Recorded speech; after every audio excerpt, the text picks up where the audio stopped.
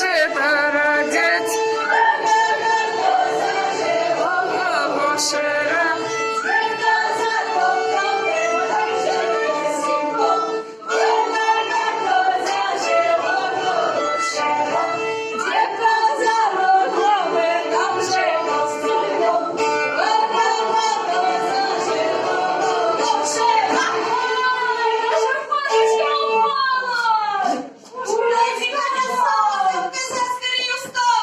Дайте великий пирог, конечно,